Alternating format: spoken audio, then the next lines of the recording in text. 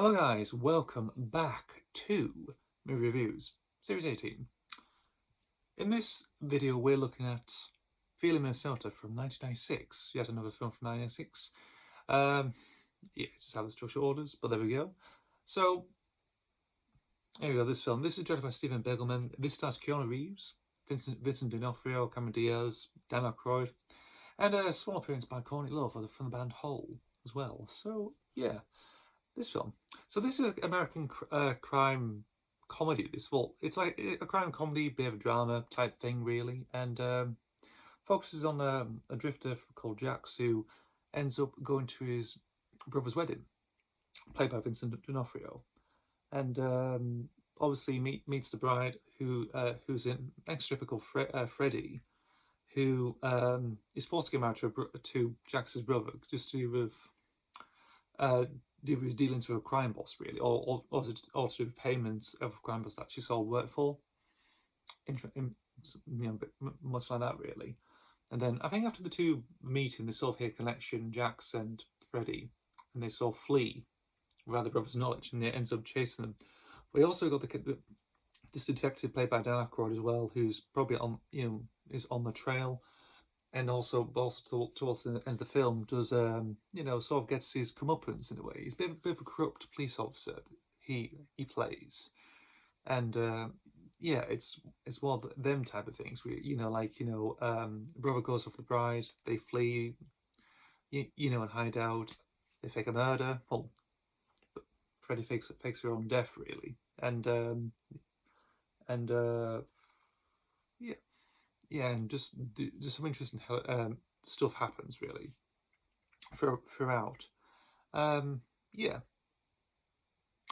that's how the film goes really. So it's one of those. It's an interesting thing because this is obviously it stars Keanu Reeves. So comes after stuff like the films that he's done. He's done the Bill and Ted films, Excellent Adventure, Bogus Journey, and Speed in '94, Johnny Mnemonic in 1995. Much to do about nothing. Bram Stoker's Dracula. So he's done quite a few. He's done some good, well-known movies. This all falls under the radar, really, of his filmography mainly. I think it's been. I had some bit of research on this, and actually, it was quite negative. Had negative reviews at the time. I think it's like 40% on Rotten Tomatoes. I think it is actually interestingly. Although Roger Ebert gave it about 3 or 4. Give it a 3 out of 4 really. So yeah, it's quite mixed really, more leaning towards the negative really. It's just how all those things really. You just have a good soundtrack to it, of course.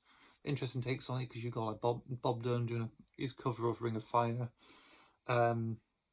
Wilco's on it, Nancy Sinatra, replacements as well. So it's got a bit of a decent mixture of stuff on it actually. Even though I think the soundtrack was criticised again, really. Indeed, same as the film. Just a bit of a mixed response generally. So there we go. It's probably still on CD if you can find it or not. Or it depends really. Los Lobos does the music on for the film really. So it gives you that sort of an interesting take to it really. And yeah, surprisingly enough. Cameron Diaz is in the film, coming off the stuff like The Mask, of course, and she does a really good job, actually. I think her and Reeves do have this good, interesting chemistry as well, like sort of interesting on screen, really. So it feels like, sort of like semi-young actors, really, so it sort of does that well, really, in a way. And, same with Vincent D'Onofrio and even Dan Aykroyd, actually. Because I don't see really much films with Dan Aykroyd in, though. I mean, obviously, the Ghostbusters films, Coneheads, and Blues Brothers, mainly. It's an interesting thing on his part, doing sort of like a completely different character, really. So it works, actually. And he's quite hilarious in the film, really, as well. So it plays to his strengths. So I'll give it that, of course. It does have a bit of a grunge type of feel to it, really, even though this was released in '96, so when the grunge movement died out. I mean, Soundgarden broke up in that same year they did, so, what you can do. If it was released around '94, really, if it was released in '94, really, it probably fits the bill, really. Obviously, Soundgarden was still huge, even though Nirvana split up at the time, really. So you probably, it seems like a film that sort of, out of time really, sort of like two years like sort of out of date really in a way. But it gives it something to do really. I mean, Stephen Bergelman only directed this film. He'd done some other things like produced and written a couple more films and a TV show afterwards, but not much indeed. So this is probably his own directing film really. So there we go. So how did I come across this film? So it's like going through this whole thing.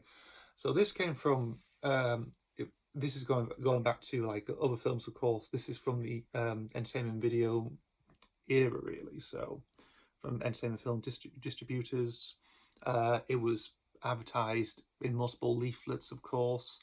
I didn't know what to make of this film really, because I thought, you know, that's interesting really. Or is it like some road movie or stuff? Because you can't really tell what type of film you're looking at really until if you do some research or look it up really, in a way.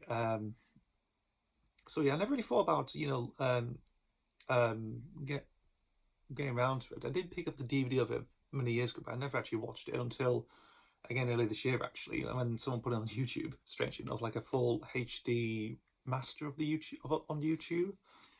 So I watched it. Oh, it's pretty decent. I mean, like I said, with entertainment video, they have some interesting films, very overlooked films. So you probably think, you know, actually yes, there's some good stuff. There's like little nuggets of gold in here. You know, there's some films you probably think, you know, that sounds rubbish. Well, you actually watch it, it's like, you know, oh, okay. And I found out the same thing with this film mainly. I enjoyed it for what it was, and yeah, I just generally thought, you know, yeah, for its worth, it's a decent film. I mean, you know, again, it's of its time. Again, like I say, it's out of date really, because of how it looks, how it feels as well. Like, you know, it all belongs into films like Singles, I would say, that film, and other stuff around that time that sort of hits that grunge aesthetic in a way, you know. But the cast are great. You know, just the overall tone of it, how it's filmed and shot and everything else, it's really good. It's decent. It is for what it's worth. And yeah, it's lucky I found it actually, and thanks to Entertainment Video for actually advertising it as well actually. So that's another one ticked off the list as well. So there we go. Nothing else to say on the film itself. Probably not.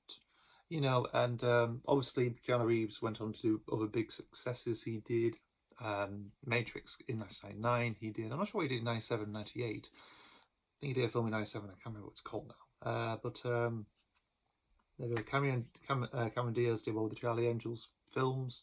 She went on to do the voice work for Shrek in the films as well. Traffic with Dan Aykroyd was actually just a few other films. They returned to, you know, briefly in, like, you know, in Ghostbusters, Afterlife, and Frozen Empire, basically. So yeah, it's like this weird thing actually. You know, it's like it's stuck in a bit of a middle thing really. You know, it's like people who start off, people who actually done successful films afterwards. You know, it's like a little wavelength, it's like a little blip, really, like a small downward blip in a way for people's careers. People probably think, you know, oh, okay, you know, and then go on to bigger success with other films. Reeves especially, mainly. So yeah, indeed, I thought, yeah, pretty good stuff. Nothing else to say. Thank you guys for watching. I'll see you for the next video.